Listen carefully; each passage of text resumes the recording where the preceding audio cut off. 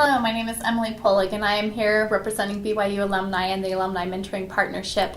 I'm a mid-career professional looking to transition into human resources, and I'm meeting here with Terry Seamons, who's the Senior Vice President of Human Resources with Entergy. Thank you very much, Terry, for meeting with us. You're welcome. I have some questions. What is your occupation? I have the responsibility for all of the human resources and administrative functions in an energy company of about 15,000 people. And what is your current position? As Senior Vice President of Human Resources and Admin. What type of education is required for human resources in your position? And is any type of degree preferred?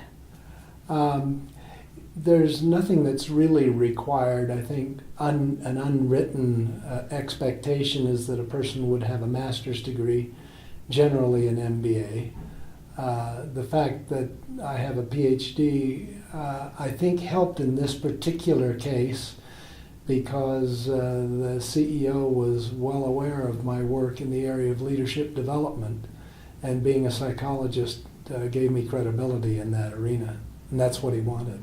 So you came from a psychology background into the human resources? Yes, which is not a normal progression, but it happened to be the one that I took.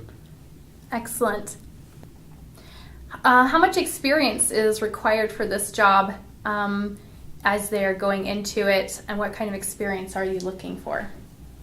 Well, if you're talking about going into human resources, that's one thing. If it's going into this job, that would be something else. Okay, well, how about going into human resources? Human resources would, the experience would depend upon what part of the company you're going into. As a mid-career person, the expectation would be that you would have a skill set or something that human resources might be able to use in a fairly short fashion. For example, some experience in finance or in some kind of customer service or in operations, something that would lend itself to your being able to know and understand how businesses operate and be able to understand how Entergy might operate. Good, very good.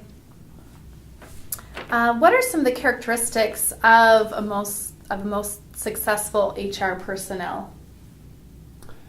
Well, one of the kinds of things that is emphasized both by the company and by us is just the whole notion of integrity. Everything from a values standpoint seems to revolve around that.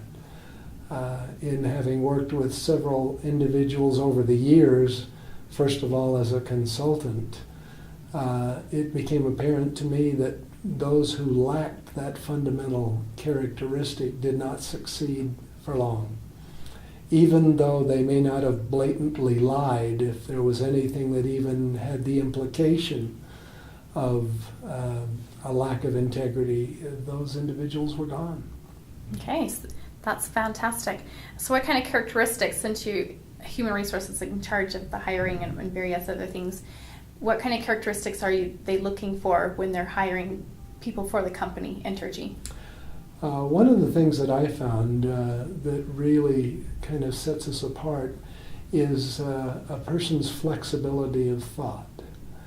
One of the things that the company emphasizes is being what we call a point of view company, which means that we're not just after the almighty dollar, but rather we're all about making a difference in the world, whether that's with the environment or in climate change or in working with the poor, and being able to track that kind of activity and that kind of thought process and be able to identify with it becomes a real critical issue. What's the company culture like? It's a very active, very committed culture. There's a very high expectation that people are going to do the right thing for the right reason. There's an attitude that we're all in this together. And while that from time to time you run into siloed parts of the organization. There's an increasing recognition that a sense of interdependence is absolutely critical to our success in the future. Well, that's good to know. Thank you so much for answering my questions and being here with us today. Appreciate it a lot. My pleasure. Good luck. Thank you.